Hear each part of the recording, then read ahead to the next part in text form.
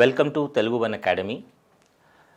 Continuing with our constitutional bodies, today we have Comptroller and Auditor General, which is a very important constitutional body.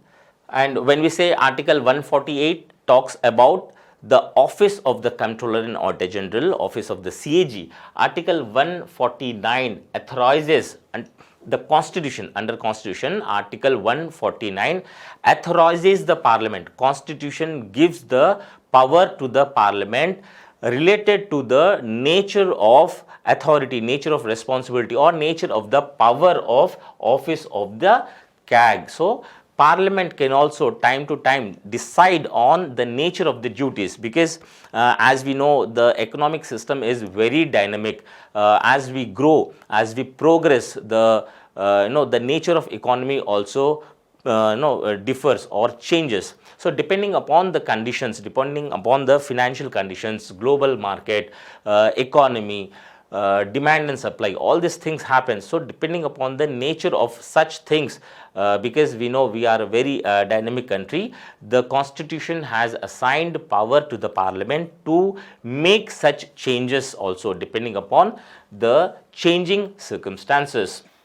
One thing we need to understand here is till 1976, until we have a departmentalization of accounts, the CAG used to maintain accounts of both union government and all the state governments and UTs having assembly. So as we know, we have two UTs which have assembly, Delhi and Puducherry. The accounts of such UT was also maintained by the CAG. So accounts of central government, accounts of all the state governments, and accounts of these two union territories were maintained by the CAG until 1976.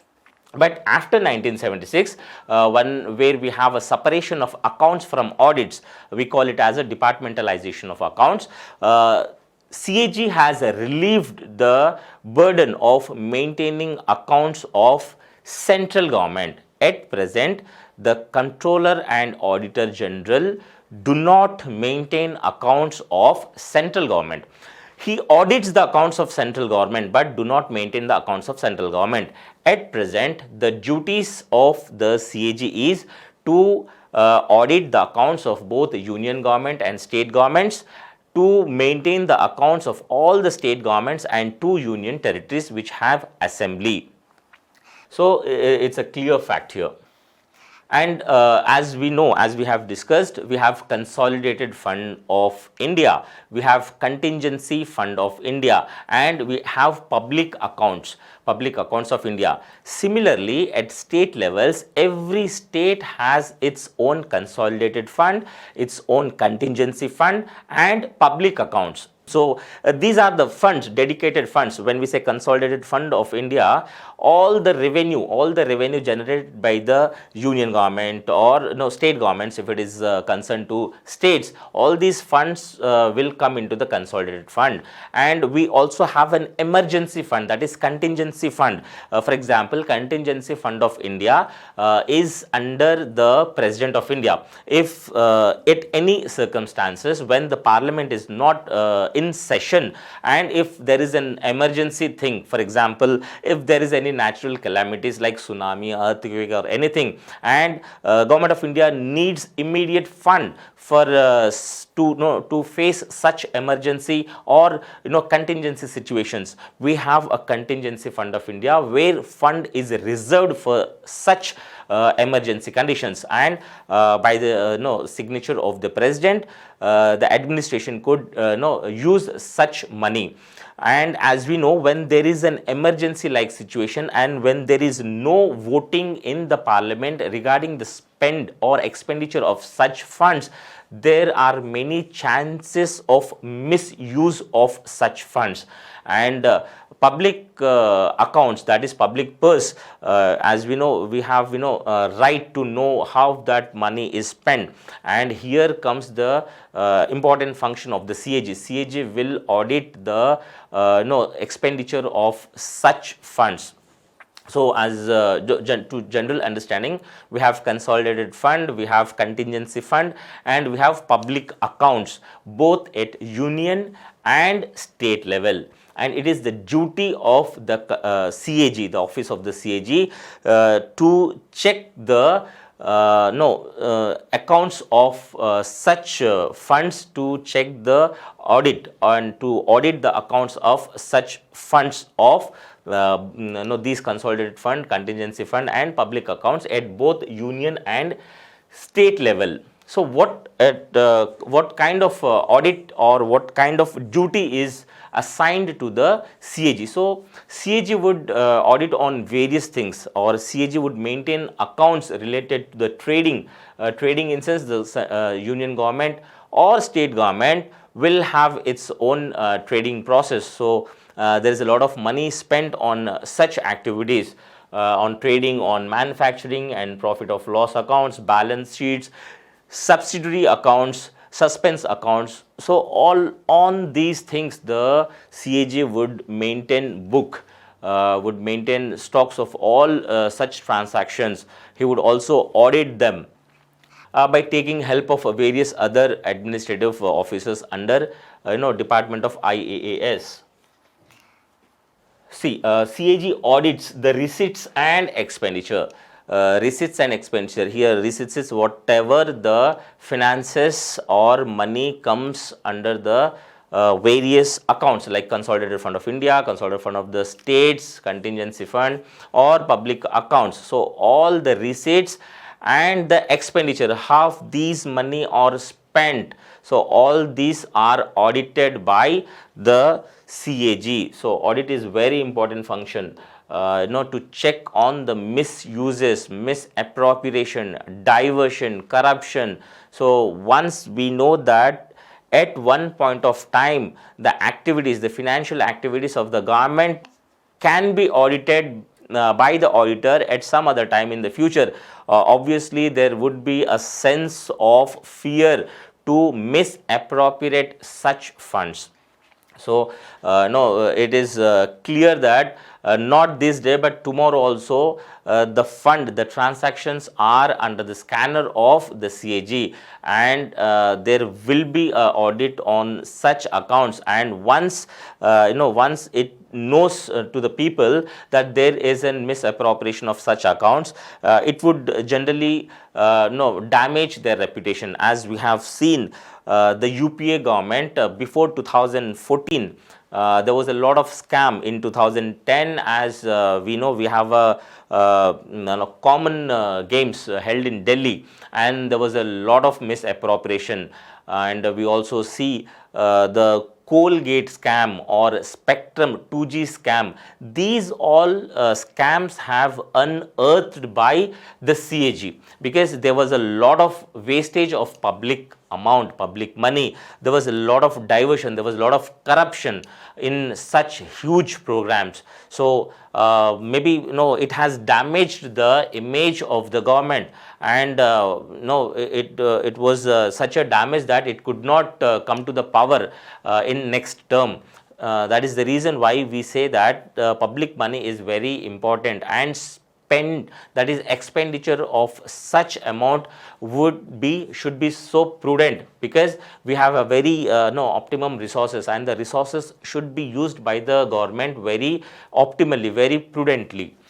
And CAG does not only checks the revenues and expenditure of the government, but the CAG also shows the probity. That is, he would ensure that, the CAG would ensure that are the amount, are the money spending on such programs have desired results.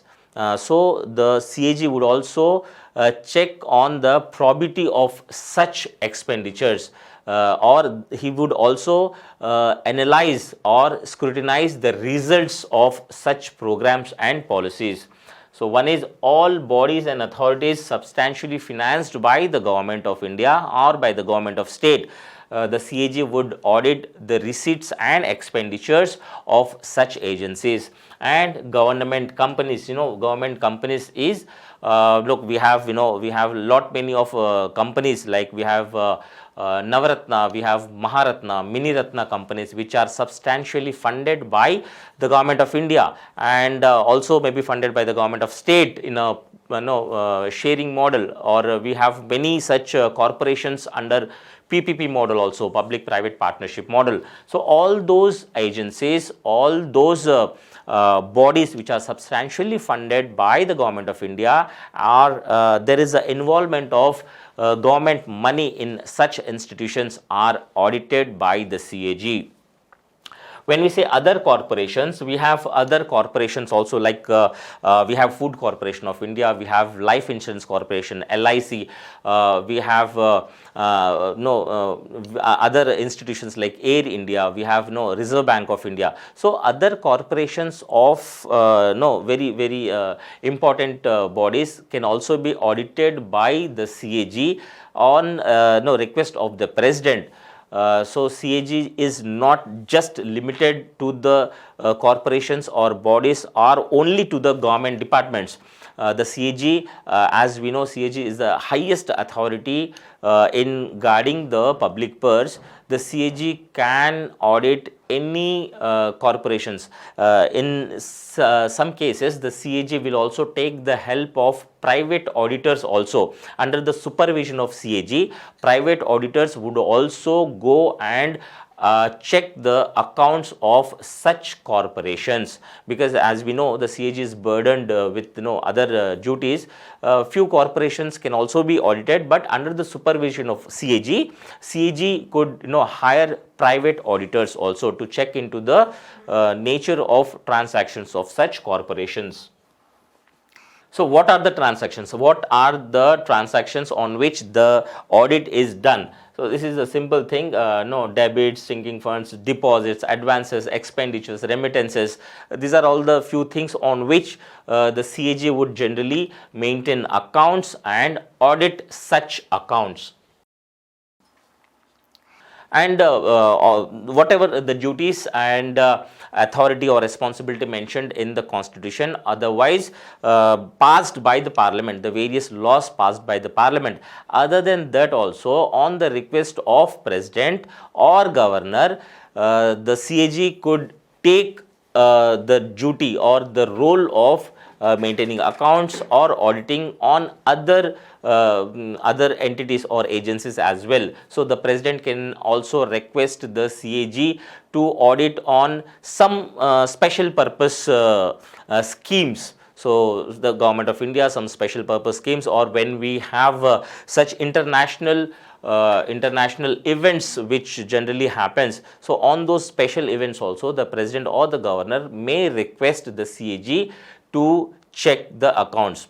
And here when we say local bodies, generally local bodies directly doesn't fall under the CAG, but on the request of the President or the Governor, the CAG could audit such accounts. This is one important thing, because the CAG is the head of the Indian Audit and Accounts Services. The CAG would prescribe a format on how to maintain the accounts. So the nature of form is also prescribed by the CAG. That is, CAG is a specialist in maintaining accounts and audits as well. The CAG can prescribe a form as advised by the President. So how the accounts are maintained, this is under Article 150. The CAG can advise on the prescription of the form. Here when we say prescription of the form, that is in what format the accounts of the department or any other corporation is maintained. So what are the major heads, what are the minor heads, what are the discrepancies. So all this format is mentioned by the CAG, which generally has a uniform in character, because it would be easy for the CAG in future to audit such accounts when there is a uniformity, because again CAG has to train the officials on how to audit the accounts. If there is a uniformity of a form, obviously it would easy for the staff to audit such accounts. So this is under Article 150. So as we know, CAG submits the auditing reports to the President if it is concerned with the union government.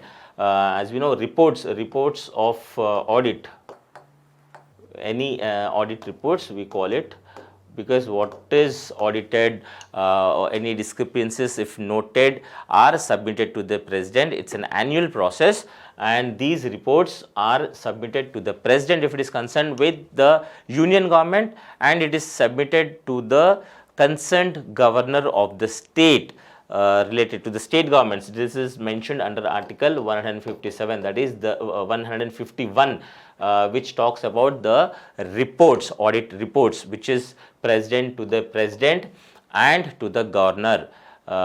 After this, the President would place such reports in the House of the Parliament. So related to state, the CAG would submit such reports to the governor. So on what things the CAG would generally certifies? When we say whatever is coming into the consolidated fund, or whatever is spent from the consolidated fund, or contingency fund, or public accounts. So all these transactions has to be the CAG need to ensure that all this transaction has happened according to the process of the law, according to the due process of the law. Because as we know, the Parliament, the government cannot impose tax without the law. There has to be a law brought in the Parliament to raise revenue also. Arbitrarily, the government cannot impose tax. For imposition of the tax also, they need to have a process. They need to have a process. They need to have a money bill which is introduced in the Lok Sabha, and that has to be passed by the Parliament. Then only the government could impose tax, and it's very hard to collect tax from the people. So when we say net proceeds, it is whatever tax we have collected by the government minus the cost of collection of such tax. So this is the net proceeds. There is always a price, there is always a cost to collect the tax also. Government will impose tax. That tax minus the cost of collection of such tax is called net proceeds. So proceeds of tax minus cost of collections. So the CAG would will certify that yes, the government has imposed the tax and the government could collect this tax. And whatever the tax, whatever the money has spent on the collection of such tax is deducted from the total amount of tax what we have collected. That is net proceeds. The CAG would make sure that the tax has been collected in this way. As we know, as we said, the CAG is a very important office under the Constitution, and the Comptroller and Auditor General act as a friend, guide and philosopher to the Public Accounts Committee. When we say Public Accounts Committee, it's a very important committee under the Parliament which generally looks into the matters of expenditure on accounts. So we have generally three important committees. One is Public Account Committee, we have Economic Committee, we have Committee on Public Undertakings. So in that, the CAG would assist Public Accounts Committee. Public Accounts Committee, which is an important committee, which is standing committee, permanent committee, and CAG would assist such committee. The members of Public Accounts Committee will take help from the CAG, because CAG is an expert, administrative expert in such matters, and we know Public Account Committee members are politicians, they are members of the parliament from both the ruling party and opposition party as well, and they need help, they need guide, they need support of a specialist body. And as we know, CAG is expert service, expert constitutional body, though, and the CAG would act as a guide, friend and philosopher for such committee, that is parliamentary committee. And this is also important topic, that is important question, maybe probable question.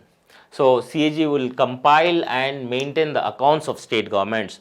Here when we say accounts, especially now at present, the accounts of central government are not maintained by the CAG, because after 1976, by the process of departmentalization of the accounts, we call this when we have separated audit from account, the accounts of central government at present is not maintained by the Comptroller and Auditor General. That was before 1976. Both accounts of state government and central government was maintained by the CAG, but at present, after the separation of accounts and audits, the CAG is not assigned with the duty of maintaining accounts of union government.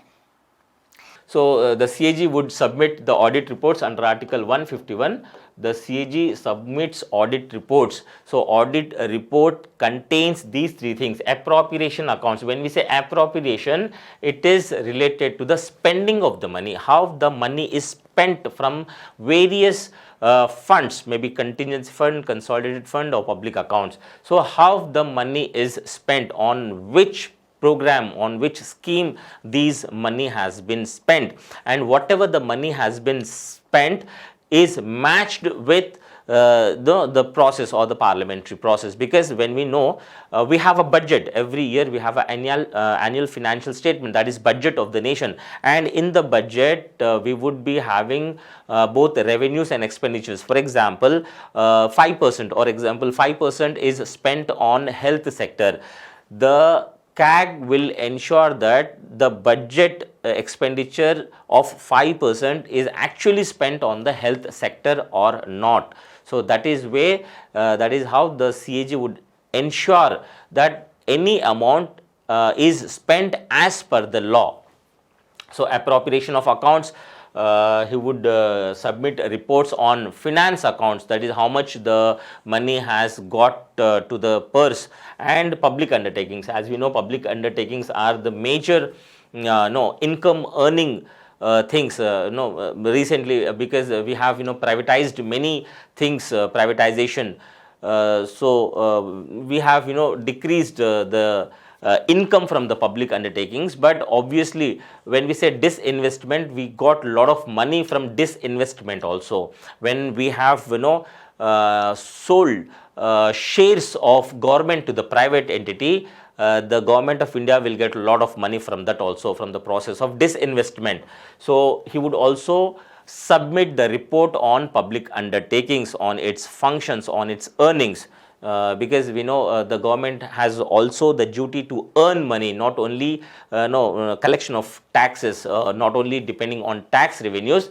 The government should have a permanent income, and public undertakings will provide the government with earnings. So the CAG would spend money, would give reports, would submit reports on these three things: appropriation accounts, finance accounts and public undertakings. So once the CAG submits the reports to the president or submits the reports to the governor, both these constitutional authorities, that is the president, if it is concerned with the union government, the president would place such reports before the House of the Parliament, because there have to be a discussion, there have to be debate in the Parliament regarding the prudent of such expenditure. When we say opposition party would generally discuss on various schemes, on the nature of the schemes, on the expenditure or misappropriation of such accounts. So the reports which has been submitted to the president in turn will lay these reports before both the houses of the parliament, and if it is concerned with the states, then the CAG would submit such reports to the governor, and governor would place such reports in the assembly. So this is one thing. And when we say public accounts committee will examine such reports, because there is a very large content of such reports, and obviously parliament does not have such time. There is a paucity of time, and the representatives of the people, that is MPs, are also busy in their own constitution. Here there is a public accounts committee, a specialized body to examine the reports and findings of the CAG. So because there is a good relation between the CAG and the public accounts committee, as we said, CAG would act as a friend, guide, philosopher to the public accounts committee. Whatever there is a doubt related to the reports of CAG, public accounts committee would call CAG. CAG would directly give or send his representatives in clarification of such doubts regarding examination of public account committee's work. We have a few questions here. We'll take few questions at least to revise. So the accounts of which of the following are not audited by the CAG? It's a simple question. As we said, we just eliminate things. So as we said, accounts and audit, here are the two important things. The question talks about the audit of the accounts, not maintaining the accounts, audition of such accounts. So the accounts of which of the following are not audited by the CAG? See, when we say central government, obviously the accounts of central government are audited by the CAG.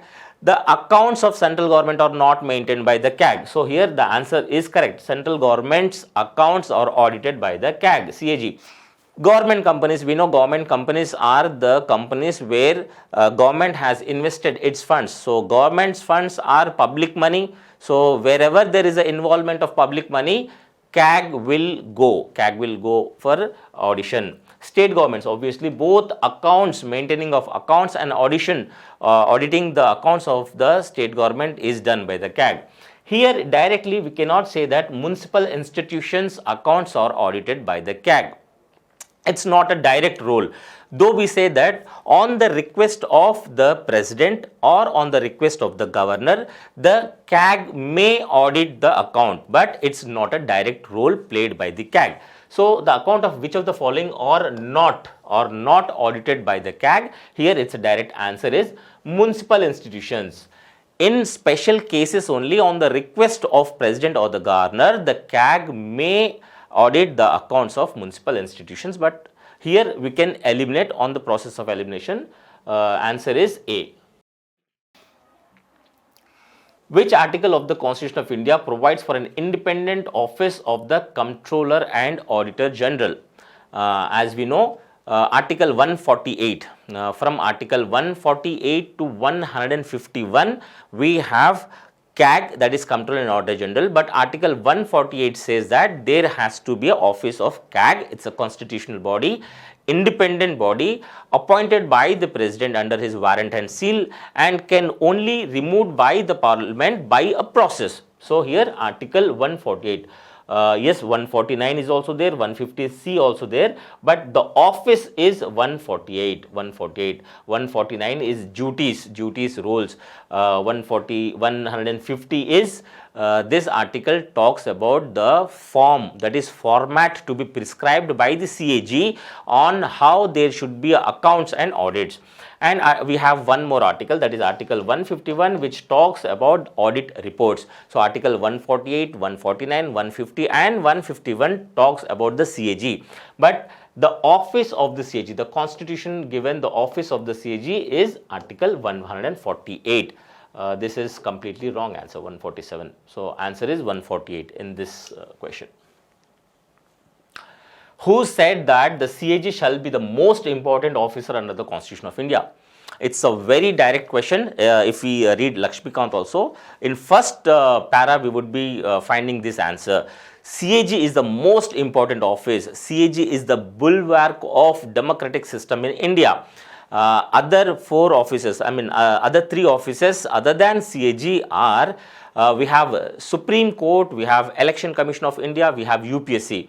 That the importance has given to the office of CAG by B.R. Ambedkar. Dr. B.R. Ambedkar has called the office of CAG as a very important office under the Constitution of India, because CAG is the guardian of public purse, and finance are very much important for the progress of any nation. So, Dr. B.R. Ambedkar has called CAG as an important office under the Constitution of India.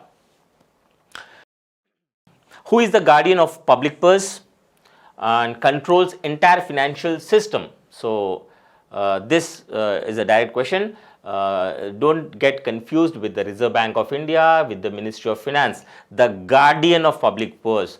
When we say guardian of public purse, it's a constitutional body. It's a constitutional body under Article 148. That is Comptroller and Auditor General. CAG is a guardian of public purse. CAG is a friend, guide and philosopher of the Parliamentary Committee. So, here the answer is C, Comptroller and Auditor General.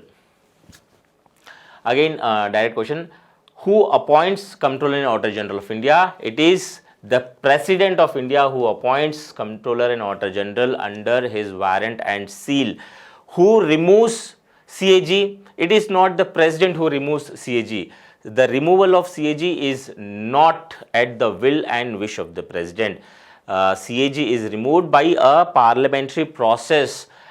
He is removed in the similar way as the Supreme Court judge is removed, that is by 2/3 majority. So, here who appoints? It is the President of India who appoints CAG. Next question is, CAG holds office for a period of, we have a limit, we have a 6 years or till the age of 65. Till the age of 65, the CAG holds his office. So, here the term is for 6 years. The term of CAG is for 6 years. It's a term prescribed by the Constitution. So, what is the retirement age? As we know, the retirement age of CAG is 65 years. 6 years term and 65 years of retirement age. So, this was the CAG, very important constitutional authority. Thank you for watching my video.